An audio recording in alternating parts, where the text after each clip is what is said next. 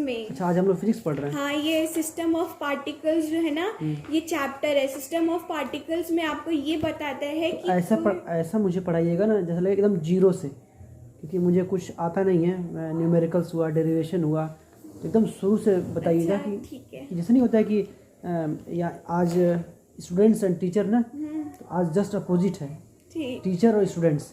आपको पता है ना कि एक स्टूडेंट समझता कैसे है, ये लेवल होता है टीचर्स का और ये लेवल होता है स्टूडेंट्स का।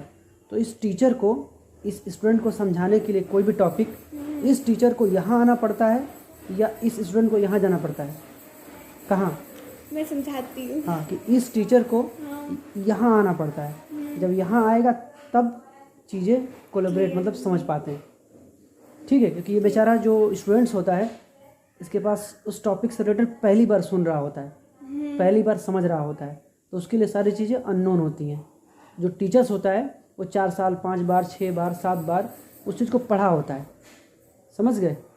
तो चीज़ों में काफ़ी उतार चढ़ाव होता है। जैसे आपने देखा है ना, जब भूख लगता है तो जितना सुख, जितना चैन पहली रोटी देगा, उतना 5वीं रोटी नहीं देगा। तो वैसे ये है। तो इस स्टूडेंट्स के लिए वो टॉपिक वो पहली रोटी के जैसे है। जितना सुख आनंद इसको देना चाहिए ना, वो सब किसके हाथ में होता है? टीचर्स के हाथ में होता है। तो आप मुझे डेली पढ़ाएंगी मैथ्स या फिर फिजिक्स? मैं मैथ्स की स्टूडेंट नहीं हूँ। ओ माय गॉड, ठीक है, फिजिक्स। क्योंकि कोडिंग में, प्रोग्रामिंग में फिजिक्स का, न्यूमेरिकल्स का काफ़ी रोल होता है, लॉजिक का, फार्मूला का काफ़ी रोल होता है। ठीक है, तो चलिए आज हम लोग न्यूटन्स लॉ ना, सिस्टम्स ऑफ पार्टिकल स्टार्टिंग से करना है ना। हाँ। कोई भी जैसे सिस्टम ऑफ पार्टिकल क्या है, जैसे कोई भी चीज है, कोई ऑब्जेक्ट है, ठीक है, तो वो क्या है, वो छोटे छोटे पार्टिकल से मिलके वो बनी है, छोटे छोटे पार्ट से। जब 1 2 3 जैसे हवा में जो चीज उड़ता है वो भी तो पार्टिकल्स ही है, पार्टिकल्स ही है। जैसे कोई, जैसे ये वो हो गया, जैसे वाटर बॉटल है ये, या पेन है ये जो पेन है ये ऐसा तो नहीं है कि 1 2 पार्टिकल से मिलके बनी होगी। जब खूब सारे, जब लार्ज नंबर ऑफ अमाउंट में जब पार्टिकल्स एक्यूमुलेट हुए होंगे, तब इसने एक ही सिस्टम बनाया होगा। एक्यूमुलेट का मतलब? एक्यूमुलेट का मतलब इकट्ठा होना, एकत्रित होना। एकत्रित होना, कलेक्ट होना। वो हमारा सिस्टम ऑफ पार्टिकल्स ठीक है, मैं डेफिनेशन के बीच बीच में वर्ड पूछता रहूंगा, क्योंकि वर्ड से मिल के बना है सेंटेंस। तो उस सेंटेंस को समझने के लिए हमको जो वर्ड है उसको समझना पड़ेगा। ठीक है, तो ये सिस्टम ऑफ पार्टिकल्स ये है। कोई भी एक चीज हम समझ गए, कोई भी ऑब्जेक्ट बनता है तो छोटे छोटे पार्टिकल से मिल के बनता है। ठीक है। तो कोई भी छोटे छोटे, ये तो समझ में आ गया आपको। फिर कोई भी बात आती है एक बॉडी की, एक रिजिड बॉडी की होती है। जैसे कहते हैं ना कि कोई होता है कि ये बहुत रिजिड है, ये बहुत स्टफ है, मतलब वो अपने थॉट्स को लेके वो बहुत रिजिड है, वो चेंज नहीं करता। तो यही चीज जो होती है फिजिक्स में, जो रिजिड बॉडी होती है, उसको इस तरीके से एक्सप्लेन ये किया जाता है। सॉरी, रिजिड का मतलब कठोर होता है, ये नॉर्मल लैंग्वेज है। लेकिन फिजिक्स उसको क्या कहता है कि distance between all the particles do not change. मतलब कोई भी, मतलब कोई पार्टिकल है, जैसे रिजिड बॉडी है, जैसे वो दरवाजा हो गया, ठीक है, वो जो दरवाजा है वो एकदम रिजिड है, उसके पार्टिकल्स जो है वो चेंज नहीं है। ऐसा नहीं है कि अगर हम उसमें डिफॉर्मेशन कर रहे हैं तो वो चेंज हो रहा है, तो वो ऐसा नहीं है। उसके जो पार्टिकल फिक्स है, कांस्टेंट है, वो हमारा हो गया रिजिड। जैसे अब ये तो डोर का हो गया। और रोटी जो होती है वो रिजिड नहीं होती, उसको डिफॉर्मेबल कर सकते हैं, किसी भी पार्ट में हम उसको तोड़ सकते हैं। जैसे कोई जब बेलना हो तो तब उसको चेंज कर सकते हैं। और जो बलून है, बलून क्या है, रिजिड नहीं है, उसके अंदर हम कंप्रेस कर सकते हैं, उसको कोई भी शेप दे सकते हैं। हम चाहे तो उसको ऐसे दबाएंगे तो वो रिजिड नहीं है, वो क्या हो रहा है, उसके अंदर के जो पार्टिकल्स हैं वो डिस्टर्ब हो रहे हैं। पार्टिकल्स डिस्टर्ब हो रहे हैं तो वो डिफॉर्मेशन वहां पे हो रहा है, जो शेप है बदला जा रहा है उसका शेप, तो वो हमारा बलून हो गया। तो वो बलून का एग्जांपल, एक वो रिजिड का हो गया, और बलून यहाँ पे रिजिड नहीं। जैसे कोई भी चीज है, ठीक है, ये भी तो रिजिड नहीं है, ये रिजिड, ये नहीं है रिजिड, इसके पार्टिकल्स जो है यहाँ पे चेंज नहीं हो रहे हैं। अगर ये फिक्स है, अगर इसको तोड़ देंगे तो इसके जो पार्टिकल्स होंगे वो डिस्टर्ब हो जाएंगे, तो वो रिजिड नहीं कहलाएगा। जैसे वो दरवाजा है, ठीक है, अगर हम इस पे फोर्स लगा रहे हैं, ठीक, न्यूटन के 3rd लॉ के अकॉर्डिंग जिसका भी एक्शन होता है उसका इक्वल एंड अपोजिट रिएक्शन होता है। जो कोई गेंद फेंकते हैं तो अपोजिट मेरे पास, वो अपोजिट, जितने स्पीड से हम फेंकेंगे वो उतने ही स्पीड से वापस आएगी। जब से ये वॉल है, इस पे हम क्या कर रहे हैं, हम यहाँ पे प्रेशर लगा रहे हैं, यहाँ पे हम दबाव दे रहे हैं, तो ये क्या है, रिजिड है, इसके अंदर कोई डिफॉर्मेशन नहीं हो रहा है, इसके ना कोई शेप में चेंज हो रहा है, ना पार्टिकल्स में कोई चेंज हो रहा है, कुछ नहीं हो रहा है, वो रिजिड है।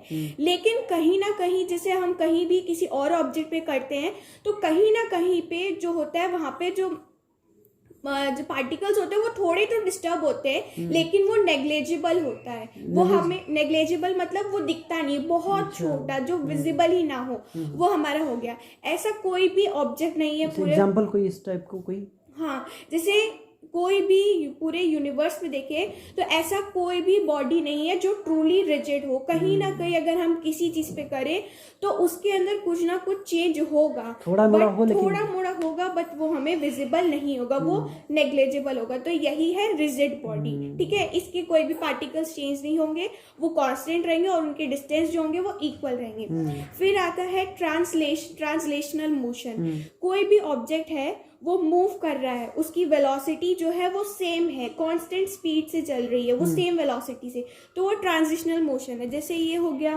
ठीक।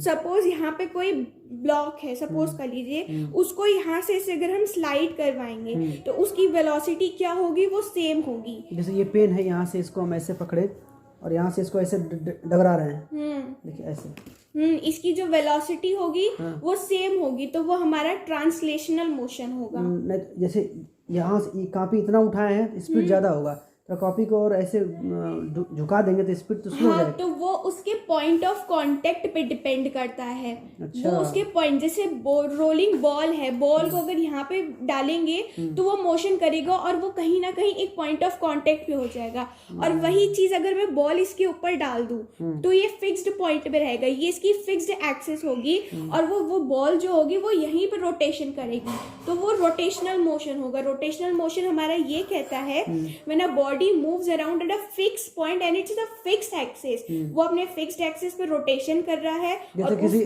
धागे से किसी भारी चीज को बांध ले, ऐसे घुमाए तो वो क्या होगा, वो जैसे पत्थर होते हैं उसको ऐसे करके घुमाते हैं, वहां पे वो रोटेशनल मोशन होता है, क्योंकि वो फिक्स्ड पॉइंट पे और फिक्स्ड एक्सिस पे वो अपना रोटेशन करता है, तो वहां पे रोटेशनल मोशन होता है। ये तो 3 इसके वो हो गए। अब बात आते हैं, कल इसको याद कर लेंगे, ठीक है, ठीक। अब आता है centre of mass. Centre of mass, ये वर्ड ही बता दे रहा है कि मास कहाँ पे है, कॉन्सेंट्रेटेड सेंटर पे है। मास का मतलब द्रव्यमान। हाँ, कोई भी ऐसा ऑब्जेक्ट है जिसका जो मास है उसके सीधा सेंटर पे कॉन्सेंट्रेटेड है, जितना भी उसका भार है वो उसके बीच में आ रहा है, मतलब उसके सेंटर पे आ रहा है। तो पानी का भार होता है क्या? पानी का भार होता है, दूध का भी, हर किसी का वेट होता है, सब चीज का। सब चीज कोई दुनिया में कोई है। ऐसा है जिसका भार ना हो? ना, ऐसा तो कुछ कोई भी ऐसा नहीं कुछ नहीं है ना? नहीं, मुझे नहीं पता, होता भी होगा तो सोच ले क्या? हाँ, नहीं, ऐसा कुछ दिख नहीं रहा है ना। हाँ, होता होगा तो आप बता दीजिएगा हमको भी। हाँ, थैंक यू सो मच। हाँ, तो ये हो, तो उसके सेंटर ऑफ मास में या किसी बॉडी में, उसका होल बॉडी में जो उसका मास कहाँ कंसिडर है, कहाँ कॉन्सेंट्रेटेड है, वो सेंटर ऑफ मास कहलाता है। अब सेंटर ऑफ मास के अकॉर्डिंग एक्सेस होती है, ठीक। जैसे मान लीजिए ये हमारा प्लेन है, ठीक, यहाँ पे एक्सेस बनाते हैं, एक्स एक्सेस, वाई एक्सेस और ये जेड एक्सेस। ये ऐसे है, वरना ये ऐसे स्ट्रेट जाती है, ऐसे परपेंडिकुलर, मतलब बाहर की ओर आती है ये, एक ऐसे और एक ये बाहर की ओर। तो ये हमारा हो गया X axis, Y axis, Z axis. Suppose कर लीजिए कोई भी आपका ऑब्जेक्ट है, यहाँ पे कोई भी, यहाँ पे एक एम है आपका यहाँ पे, और यहाँ पे एम है, तो ये यहाँ से कोई ना कोई डिस्टेंस कवर करेगा। तो जब वो डिस्टेंस कवर करेगा तो सपोज कर लेते हैं कि वो एम एन तक चल रहा है, जैसे M1, X1, M2, X3 ऐसे करके वो चलता रहता है, और उसके अपॉन टोटल मास। तो ऐसे करके ये एक्स कोऑर्डिनेट के लिए हम इससे निकाल सकते हैं सेंटर ऑफ मास। ये एक्स एक्सिस के लिए निकालेंगे, वाई एक्सिस के लिए निकालेंगे, जेड एक्सिस के निकालेंगे। इस तरीके से हम इन तीनों को, मतलब जो X axis, Y axis, Z axis है, उसके मास में कितने टाइम्स वो है और वो कितने टाइम्स, वो कितने नंबर मल्टीप्लाई हो रहा है, इस तरीके से हम वो सेंटर ऑफ मास निकाल सकते हैं। फिर कोई भी सेंटर ऑफ मास है उसको 2 पार्ट में कैटेगराइज कर दिया गया। एक कॉन्टिन्यूस बॉडी, मतलब जो मूविंग बॉडी है, जिसके अंदर मूविंग है, ठीक है। अब मूविंग बॉडी में देखें तो इसके अंदर 3 पहले बेसिक चीज, linear mass density, linear mass density आपको बताता है कि ये lambda is equals to mass by length, कितना वो पर यूनिट एरिया में वो मास कवर कर रहा है, वो आपका हो गया linear mass density. Area mass density जहाँ पे आपका ये सिग्मा जो है, फार्मूला, हाँ, sigma is equals to M by A, मतलब मास बाय एरिया, कितने एरिया में वो कवर कर रहा है। जब कोई चीज हम रखते हैं तो एरिया लेगा ही लेगा इस, हाँ। और वॉल्यूम मास डेंसिटी जहाँ पे rho is equals to M by V, ये हमारा वॉल्यूम हो गया। ठीक, तो कोई पूछेगा हमसे कि वॉल्यूम और मास में क्या डिफरेंट है? किसमें? वॉल्यूम मास, वॉल्यूम मतलब कोई भी चीज यहाँ पे रखी है, जैसे ये बुक है, ठीक है, ये कितना ये कितनी जगह वो घेर रहा है, अच्छा। क्या उसकी वॉल्यूम है, वो आपका वॉल्यूम बताएगा। और मास आपका ये बताता है कि कितना वो भार है। अच्छा। बेसिकली डिफरेंशिएशन मतलब एक बताएगा कितना स्पेस लिया है और एक बताएगा कितना भार है, वजन है। हाँ, मास और वेट में बेसिकली पूछता है कि डिफरेंस क्या है। तो मास की यूनिट केजी होती है और वेट की यूनिट न्यूटन होती है।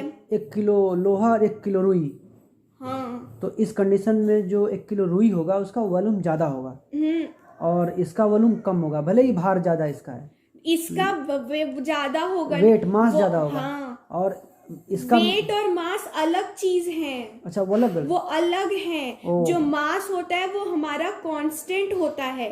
जैसे अगर ये 2 केजी का है तो ये 2 ही केजी का होगा, इसमें ये 2 केजी का है तो 2 ही केजी का, लेकिन जो वेट है वो चेंज होता रहता है। मास फिक्स होता है, मास फिक्स होता है। कैसे? आज मेरी जरूरत है तो हम आधा किलो चीनी लाएं, कल हम जाके 1 किलो चीनी लेते हैं। किसी भी एक ऑब्जेक्ट का जो मास होता है वो फिक्स होता है, वेट चेंज होता रहता है। अच्छा, जैसे तुम चेंज मास क्या होता है?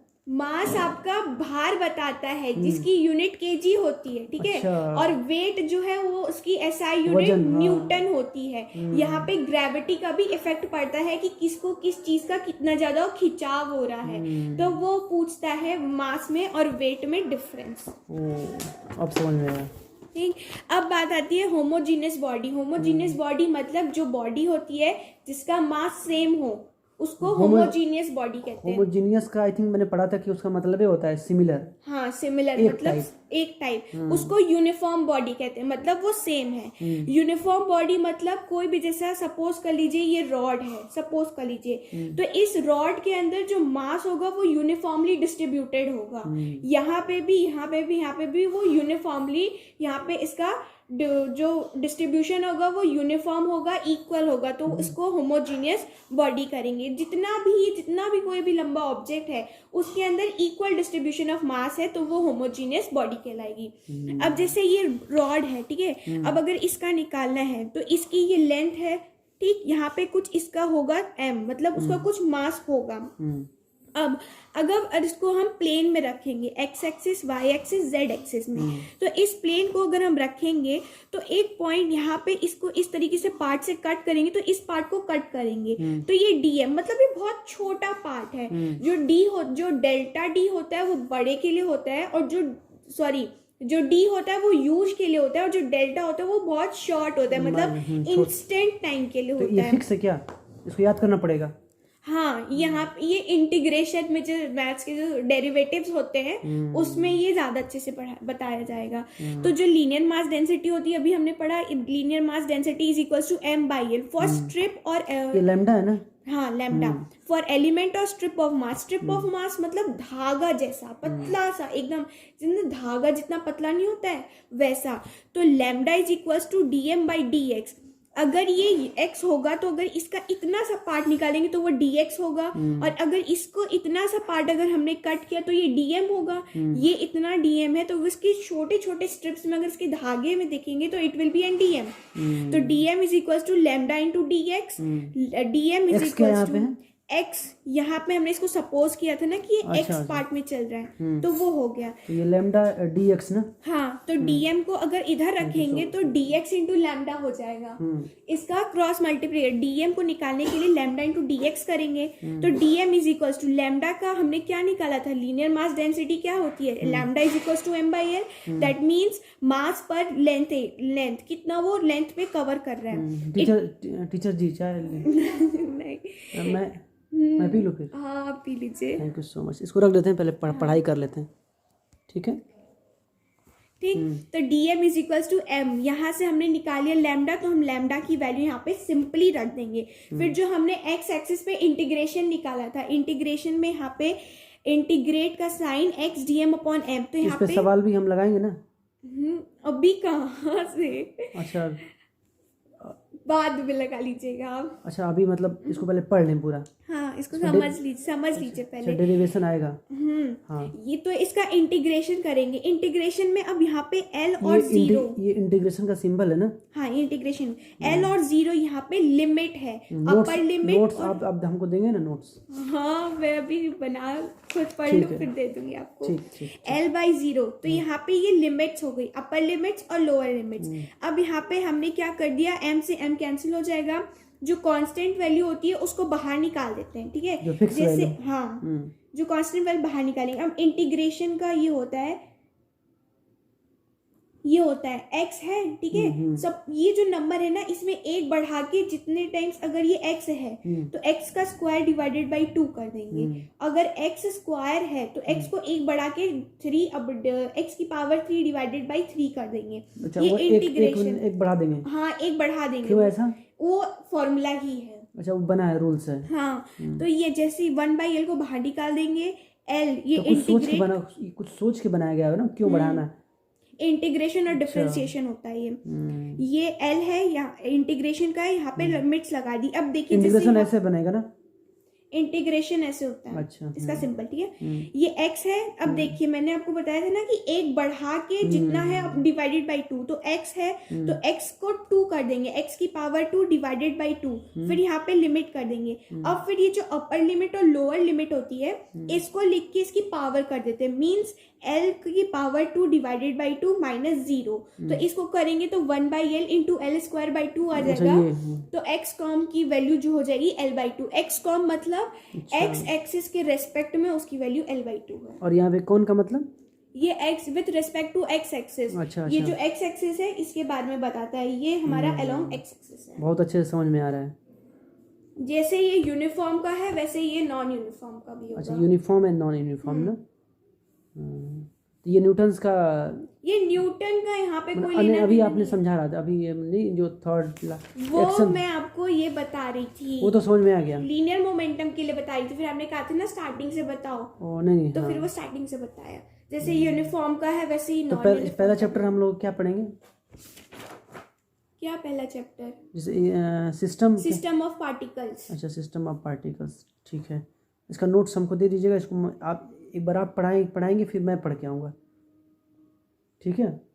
एकदम मुझे अच्छा बना दीजिए फिजिक्स में, और मैथ्स के लिए कोई और हम स्टूडेंट खोज लेते हैं, खोज लीजिए, ठीक है ना।